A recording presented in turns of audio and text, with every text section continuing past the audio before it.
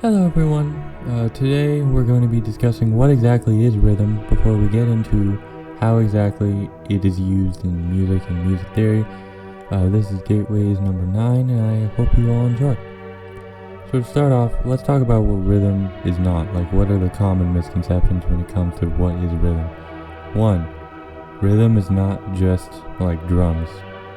Rhythmic percussion is very common in a lot of different areas just because percussion is very helpful in keeping time for performing musicians. However, it is not the only facet of rhythm. There are a lot of different things that play into creating rhythm within a piece of music.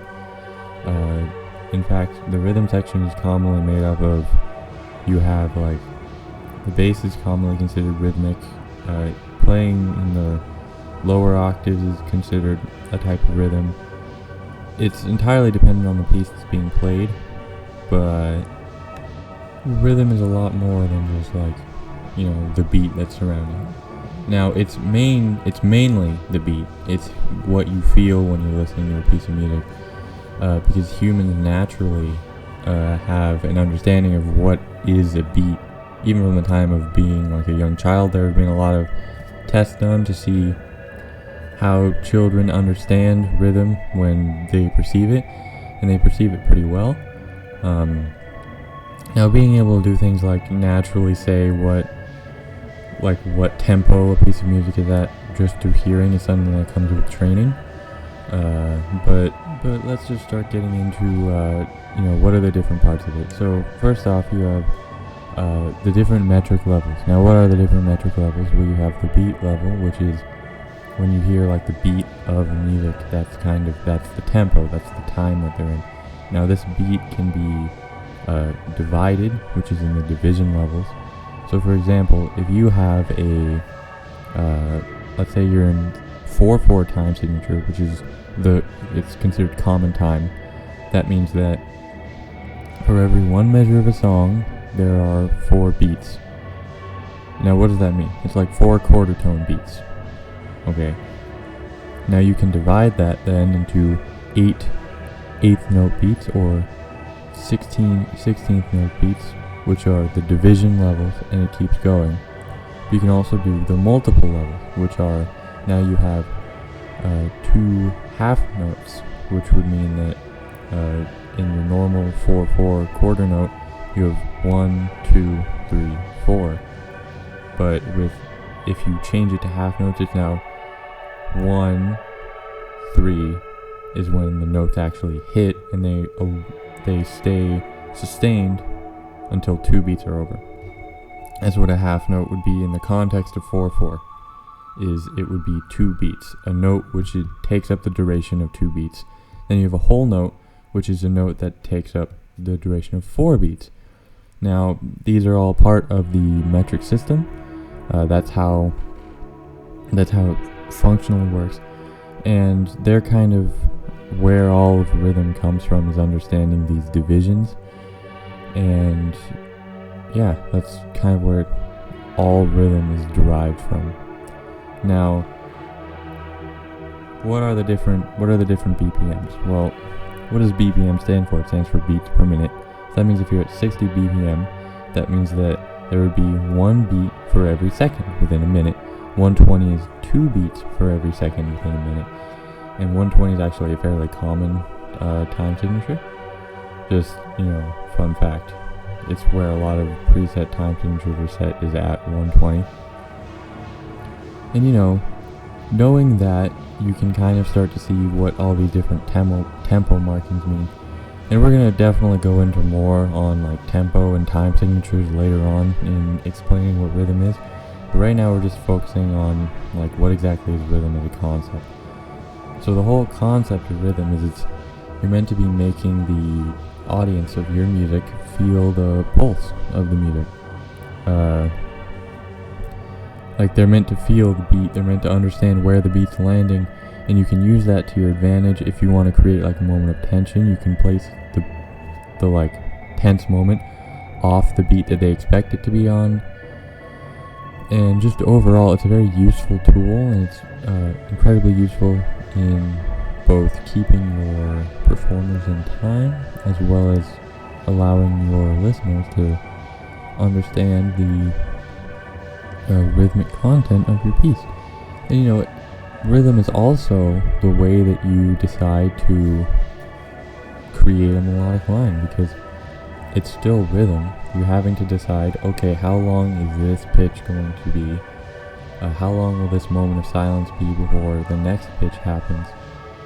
And that's a key part of creating a melodic line. It's kind of like a melody is kind of like it's a blending of the rhythmic portion of music and the harmonic portion of music, because you're deciding with harmony what pitches you will be using, and you're deciding with rhythm the duration of those pitches and how you're going to separate those pitches with different levels of noise.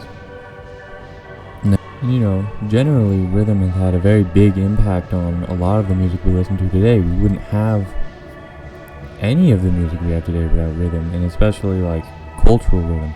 For example, before you had the introduction of African rhythm into Western music in the United States, you didn't really have jazz. You didn't even have ragtime, which was kind of like the predecessor to jazz in the early 1900s.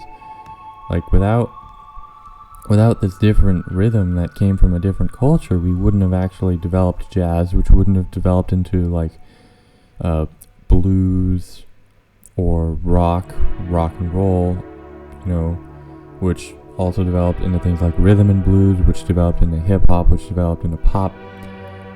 There's a lot of things that happened because we introduced a new rhythmic system to a Western harmonic system. And, that's something that is very important to keep in mind, because each culture on a rhythmic and harmonic level kind of had their own systems. Now, the one that is the most prevalent today is the Western system, which was devised mainly in Europe, and then further promoted by the United States,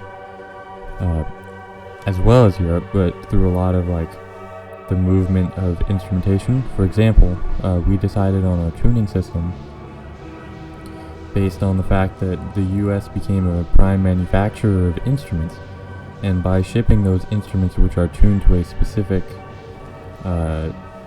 frequency, being A equals 440 hertz, that kind of almost forced the Western 12-tone equal temperament A equals 440 tuning system upon the rest of the world.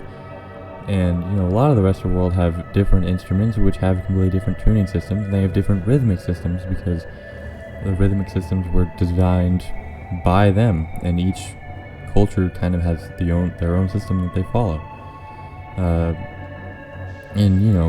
This episode is going to be a little shorter just because we're talking about what is rhythm and not really getting into the theory behind it. But generally, rhythm is just how you experience the music in terms of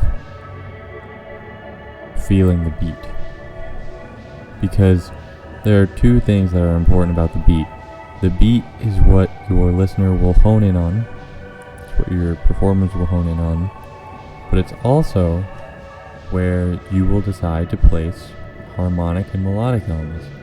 And if you don't have an understanding of rhythm, then your music can end up sounding less interesting or not have the impact that you want it to. Especially if you want a really impactful melodic line, you can't just use quarter notes. You need to have, different different periods of time between notes, different lengths of notes, different periods of rest. It's all very important to give your music the feeling you want it to.